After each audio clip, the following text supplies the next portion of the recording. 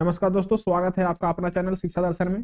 प्यारे दोस्तों, आज इस सेशन में हम लोग फिजिक्स का एक इम्पोर्टेंट टॉपिक जो पदार्थ का गुण यानी कि हम लोग उसमें पढ़ेंगे इलास्टिसिटी, प्लास्टिसिटी, डक्टिलिटी और भी कई प्रकार के जो पदार्थ के गुण हैं उसके बारे में न्यूमेरिकल बनाएंगे और ऑब्जेक्टिव सोल्व करेंगे यूथ कंपटीशन बुक से। दोस्तों, इस बुक में रेलवे संबंधी जितना भी एग्जाम है, ALP, NTPC, group D, RRB, JEE, paramedical, RPF आदि जितना भी रेलवे संबंधी एग्जाम है, उस एग्जाम में जो पूछे गए क्वेश्चन है उसका सार संग्रह है दोस्तों, टॉपिक वाइज और चैप्टर वाइज क्लियर। तो इस बुक का भाग 1 स्टार्ट किए हैं हम लोग दोस्तों। भाग 1 में है भौतिक विज्ञान। इसमें लगभग हम लोग 1000 प्लस क्वेश्चन हम लोग सोल्व कर लिए हैं दोस्तों। अब हम लोग देखेंगे आज से चौथा चैप्टर है, चैप्टर नंबर 4 है।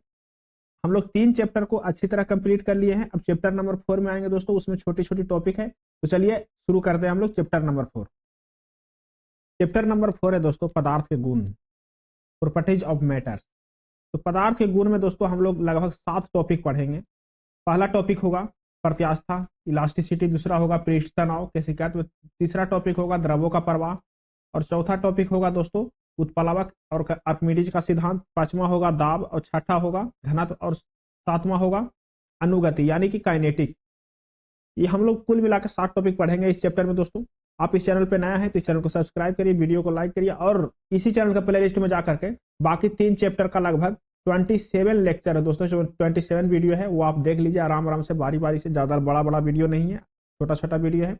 और देख के यूथ कंपटीशन का बुक जो है रेलवे संबंधी जितना भी एग्जाम होता है इसके लिए रामबाण है, इसको रिवीजन कीजिए। चलिए शुरू करते हैं आज चैप्टर नंबर 4 पदार्थ के गुण में दोस्तों। पदार्थ के गुण में आज हम समझेंगे कि पदार्थ का गुण कहने का मतलब क्या है। कहने का मतलब ये गुण है, ये मतलब है दोस्तों कि जो भी पदार्थ है, जो भी मैटर है, उसमें किसी पर न किसी प्रकार का गुण पाया जाता है।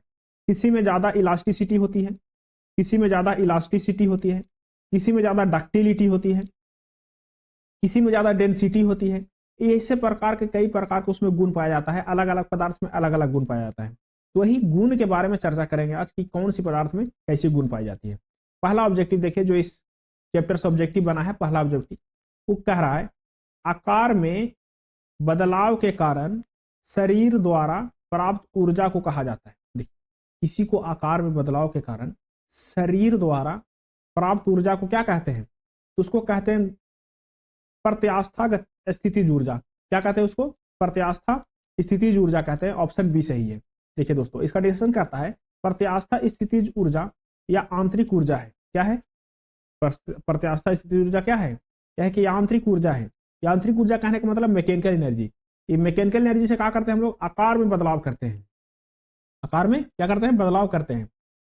अब जो उस पदार्थ के आयतन या आकार में विकृति करने के कारण उस पदार्थ के अंदर संग्रहित कौन सी ऊर्जा होती है? संग्रहित हो जाती है। इसे निम्नलिखित सूत्र से अभिव्यक्त किया जाता है। जो प्रत्यास्था स्थितिज ऊर्जा है, जो मानव द्वारा क्या करते हैं, उस पर कुछ वर्क किया जाता है, यांत्रिक ऊर्जा लगाया जाता है, तो कौन सी बदल जाती है? वह प्रत्यास्था स्थितिज ऊर्जा में बदल जाती है।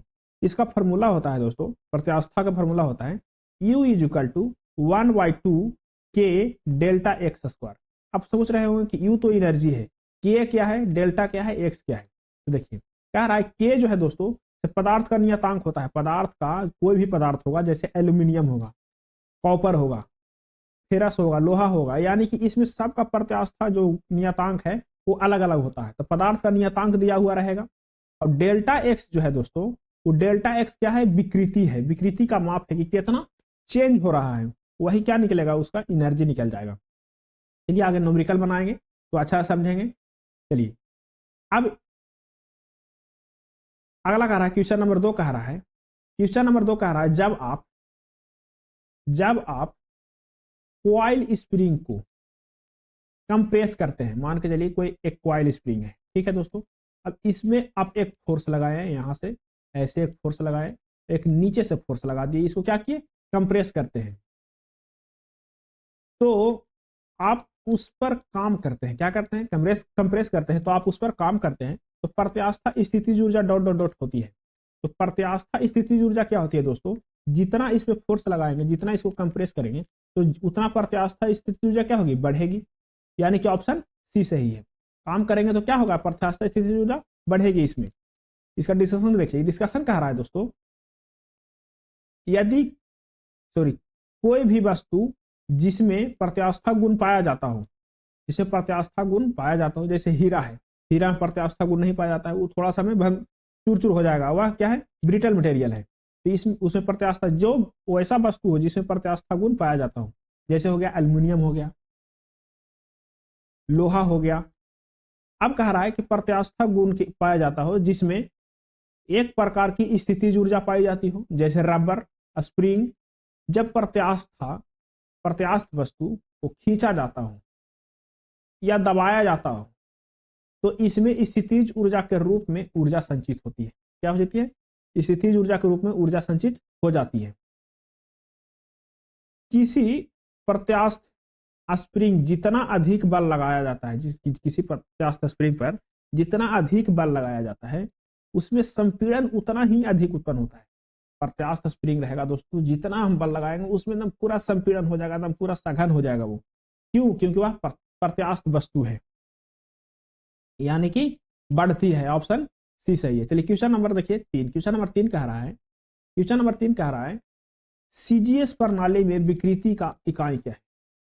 पहले तो आप एमकेएस में देखिए कि एमकेएस में क्या है, उसके बाद देखिए कि सीजीएस प्रणाली में विकृति का क्या है। तो देखिए दोस्तों, विकृति जो है, विकृति का फॉर्मूला होता है दोस्तों, क्या होता है,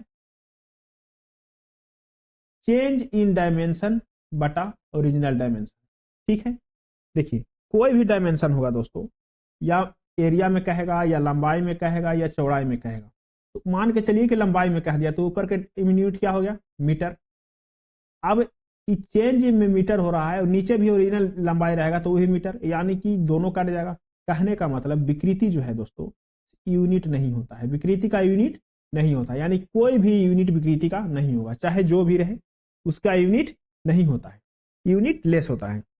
ये जो पूछा गया है आरआरबी एसएससी में पूछा गया क्वेश्चन है, बहुत इंपॉर्टेंट क्वेश्चन है कि विकृति का ऐसा यूनिट, तो विकृति का ऐसा यूनिट नहीं होता है, चाहे तो सीजीएस में पूछ लीजिए या तो एमकेएस में पूछ लीजिए। क्यों नहीं होता है?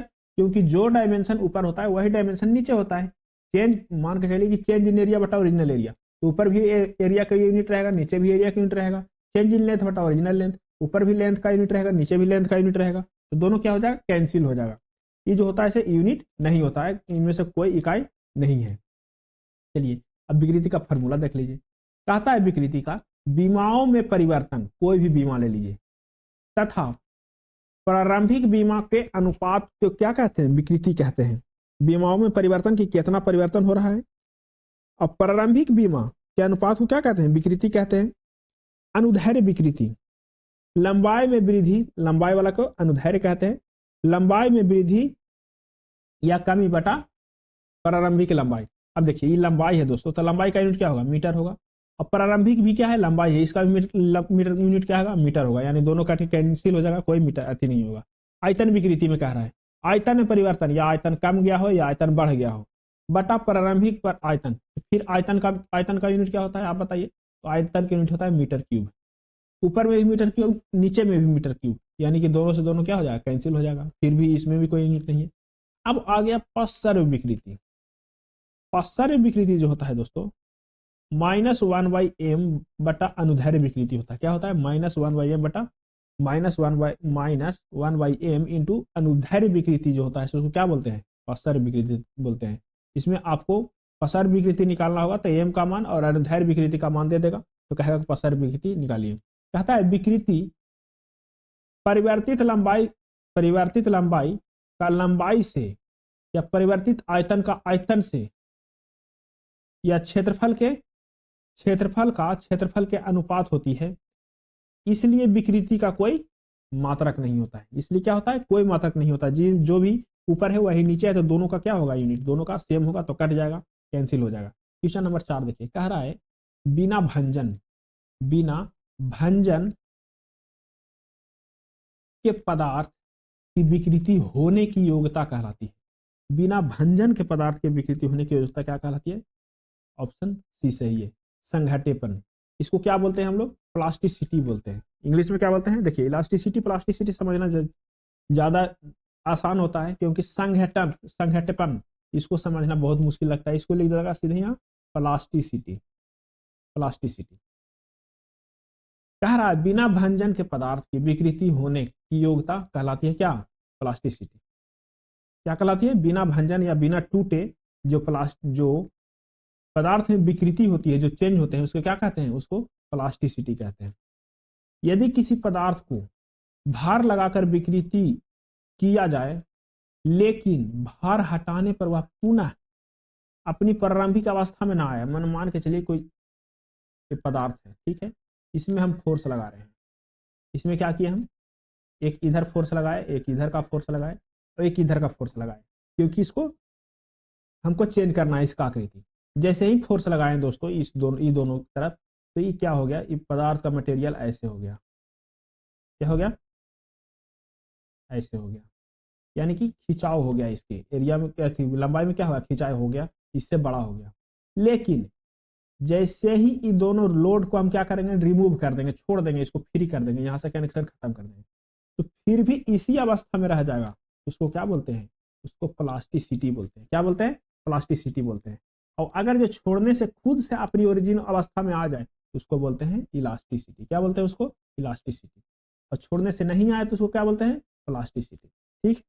यदि किसी वस्तु के बॉडी पर भार लगाने में वह विकृति हो जाए लेकिन जैसे ही भार हटाया जाए वह अपनी प्रारंभिक स्थिति में पुनः आ जाए, पदार्थ की इस गुण को क्या कहते हैं? प्रत्यास्थापन कहते हैं या इलास्टिसिटी कहते हैं। क्या कहते हैं? इलास्टिसिटी कहते हैं। समझ गए इलास्टिसिटी प्लास्टिसिटी क्या होता है? अब आगे देखिए, अगला क्वेश्चन कह रहा है दोस्तों, अगला क्वेश्चन कह रहा है कि पूर्णतः, क्या कह रहा है?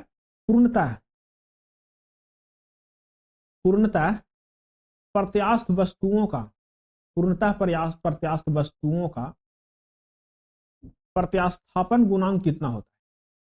पूर्णतः प्रत्यास्थ वस्तुओं का प्रत्यास्थापन गुणांक कितना होता है? तो पूर्णतः के लिए होता है 1 दोस्तों। क्या होता है? 1 हो जाता है पूर्णतः प्रत्यास्थ वस्तुओं के। अब इसको समझ लीजिए कि और कितने प्रकार का होता है।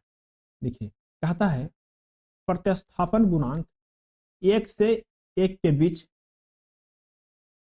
1 से 1 0 से 1 के बीच में होता है। कितने से होता है? 0 से 1 के बीच में होता है। अब 0 किसको होता है? 1 किसको होता है? और 1 0 से 1 के बीच में किसको होता है? तो पूर्णतः अप्रत्यास्थापन, क्या कह रहा है? अप्रत्यास्थ, पूर्णतः अप्रत्यास्थ का ई जो होता है प्रत्यास्थापन गुणांक, तो 0 होता है। क्या होता है? 0 होता है। प्रत्यास्थापन गुणांक क्या होता है दोस्तों? 0 होता है। जो वास्तविक अप्रत्यास्थाप संघट्य होता है उसको क्या होता है? 0 से 1 के बीच में होता है। क्या होता है? 0 से 1 के बीच में होता है। और पूर्णतः प्रत्यास्थ के होता है 1। पूर्णतः अप्रत्यास्थ के होता है 0 और पूर्णतः प्रत्यास्थ के होता है 1। और जो वास्तविक अप्रत्यास्थ होता है जिसको उसमें होता है 0 से 1 के बीच में। ठीक है। अब अगला टॉपिक आ गया पृष्ठ तनाव, केशिका तनाव। दोस्तों पृष्ठ तनाव केशिका तो बहुत इंपॉर्टेंट टॉपिक है, इसको आराम से समझिए। देखिए, कह रहा है क्वेश्चन नंबर 6, एक ब्लॉटिंग पेपर स्याही कैसे सोखता है? ये मान के चलिए कि एक स्याही है, स्याही का डब्बा है यहाँ पे, और यहाँ पे एक कॉटन है। देखिए, कॉटन अगर जो इसके संपर्क में आ रहा होगा तो स्याही के धीरे धीरे धीरे धीरे क्या करेगा? वो अपनी ओर खींच लेगा। कैसे खींचती है? उसका कारण क्या है? उसको दोस्तों हम लोग कहते हैं केशिका या कैपिलरी क्रिया, या केशिकत भी बोलते हैं उसको। क्या कहते हैं? केशिकत भी बोलते हैं। इसी कारण दोस्तों क्या होता है कि जो हमारे यहाँ लालटेन या फिर और भी बत्तियां जलती है, जैसे तेल से जो बत्तियां जलती है, दिया जलती है, वो किस कारण से बत्ती तक तेल जो है ऊपर पहुंचता है? तो वो पहुंचता है केशिका तत्व के कारण पहुंचता है। किसके कारण पहुंचता है? केशिका तत्व के कारण पहुंचता है, कैपिलरी के कारण पहुंचता है। इसका ऑप्शन सी सही है। अब कह रहा है, सॉरी, ऑप्शन बी सही है। अब कह रहा है दोस्तों केशिका क्रिया, केशिका किसी ठोस पदार्थ के संपर्क में रहने वाले द्रव का वह क्रिया, रहने वाले द्रव की वह क्रिया जिसे द्रव के अणुओं के, एक द्रव के अणुओं के एक दूसरे के प्रति और ठोस के अणुओं के प्रति आकर्षण के फलस्वरूप द्रव का पृष्ठ उठता या गिरता है। क्या होता है? द्रव का पृष्ठ संपर्क में आने से क्या होता है? उठ जाता है या गिर जाता है। यदि क्रिया द्वारा ही ब्लॉटिंग पेपर स्याही सोखता है, इसी क्रिया द्वारा क्या होता है? ब्लॉटिंग पेपर स्याही सोखता है। इसका अन्य उदाहरण और भी है। पानी के गिलास में एक पतली खुली नलिका डाली जाए तो किसी तत्व के कारण ही नाली में पानी का स्तर गिलास के पानी के स्तर से कहां चला जाएगा, ऊपर चला जाएगा। जैसे मान के चलिए दोस्तों कि एक गिलास है आपके पास, क्या है, एक गिलास है आपके पास, ठीक है। अब एक गिलास में क्या किए हैं आप, एक गिलास में आप किए हैं दोस्तों, यहाँ इसमें पानी भर दिए, क्या भर दिए, इसमें इसमें पानी भर दिया। इस पानी में एक स्ट्रॉ डाल दिए, एक पाइप डाल दिया आप, ऐसे ऐसे क्या किया, एक पाइप डाल दिया। जैसे ही पाइप डालिएगा दोस्तों तो क्या होगा कि जो पानी का लेवल यहाँ है, पानी का लेवल यह है, लेकिन पाइप में पानी का लेवल यहाँ पहुंच जाएगा, कहाँ पहुंच जाएगा, यहाँ पहुंच जाएगा। एक्चुअल में लेवल आपका ये है, लेकिन पाइप में थोड़ा सा ऊपर चला जाएगा। क्यों चल जाएगा, क्योंकि केशिकात्व के कारण, कैपिलरी के कारण ही नली में पानी का स्तर, गिलास के पानी का स्तर से कहां चला जाता है, ऊपर चला जाता है, केशिकात्व के कारण ही। आगे देखिए, कह रहा है दोस्तों क्वेश्चन नंबर 7, मिट्टी का तेल लालटेन बत्ती में, मिट्टी का तेल लालटेन बत्ती में इनमें से किस गुण के कारण ऊपर चढ़ता है। ही बताए थे, मिट्टी का तेल लालटेन बत्ती में किस कारण चढ़ता है, तो केशिकात्व के कारण चढ़ता है। एटीपीसी में पूछा गया क्वेश्चन है दोस्तों, किस कारण, केशिकात्व के कारण ही चढ़ता है। आगे देखिए, इसका डिस्कशन पढ़िए, क्या रहा है, किस नली में द्रव के ऊपर चढ़ने या नीचे उतरने की घटना को क्या कहते हैं, केशिकात्व कहते हैं, ठीक है। केस नली एक बहुत ही कम एवं एक समान त्रिज्या वाली एक खोखली नली होती है। क्या होती है, एक खोखली नली होती है। केस नली में द्रव की सीमा ऊपर तक चढ़ेगी, यह केस नली की त्रिज्या पर निर्भर करता है। केस नली का त्रिज्या जितना ज्यादा होगा उतना ही कम केशिकात्व ऊपर तक चढ़ेगा, और जितना पतला होगा उतना ही ज्यादा चढ़ेगा।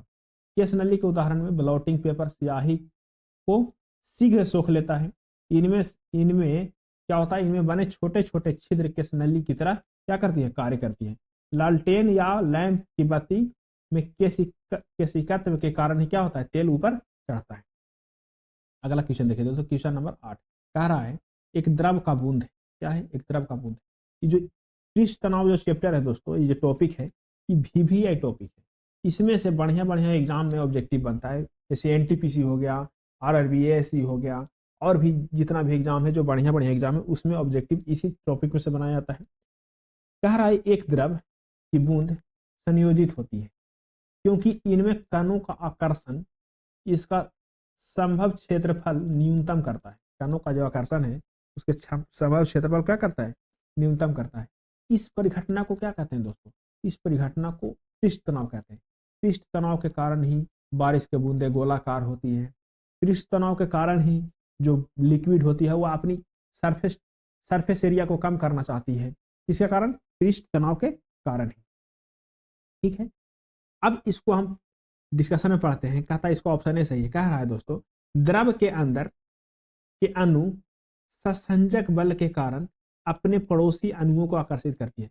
अब सोचेंगे ससंजक बल कहां से नाम सुन लिए दोस्तों, ससंजक बल सर का क्या है। ससंजक बल दोस्तों एक ऐसा गुण है पदार्थ में जो अपने समान अणुओं को क्या करती है, अपनी ओर खींचती है। यानी कि समान अणु जो रहेगा वह खुद ब खुद अपनी ओर आकर्षित होने लगेगा। लेकिन एक और आ जाती है असंजक बल। क्या आती है, असंजक बल।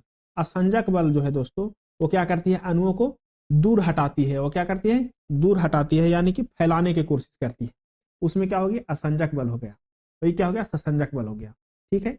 अब देखिए, ससंजक बल के कारण ही पड़ोसी अणुओं एक दूसरे को क्या करती है, आकर्षित करती है। आकर्षित करती है यानी कि वह क्या करेगी, सरफेस को कम करने की कोशिश करेगी। आकर्षित करेगी तो उसको कम से कम स्पेस देना चाहेगी।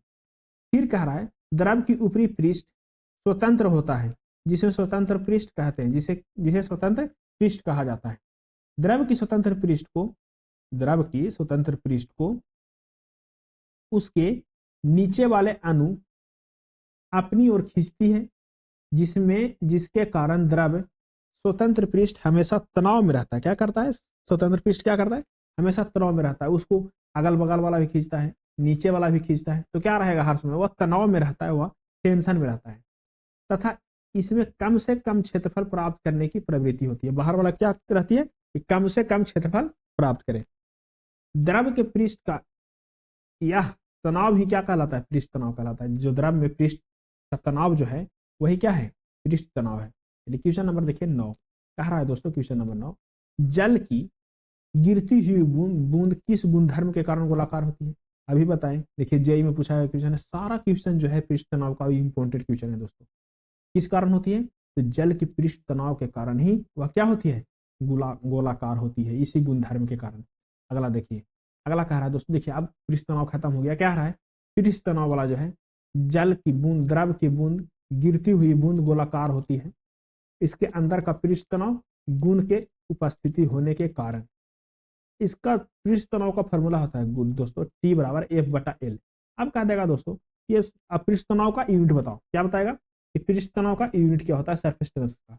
तो F यानी फोर्स, फोर्स का होगा न्यूटन, L मानी लेंथ, यानी कि इसका क्या हो जाएगा? मीटर, यानी कि होता है दोस्तों न्यूटन पर मीटर जो होता है पृष्ठ तनाव का यूनिट होता है। क्या होता है? न्यूटन पर मीटर। क्वेश्चन नंबर देखिए दोस्तों, टॉपिक नंबर हो गया थर्ड। टॉपिक नंबर थर्ड में क्या आ गया दोस्तों?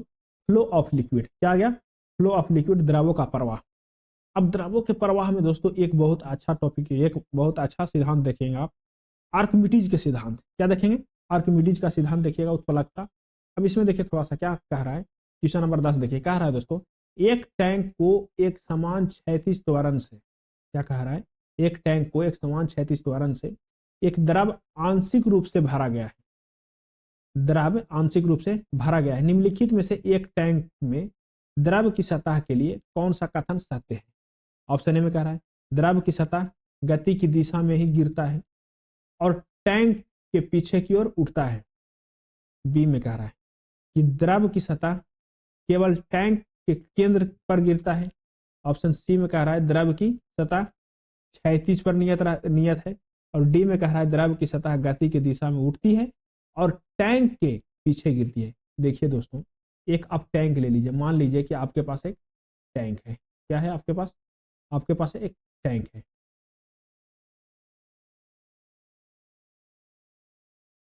आपके पास क्या है? एक टैंक है।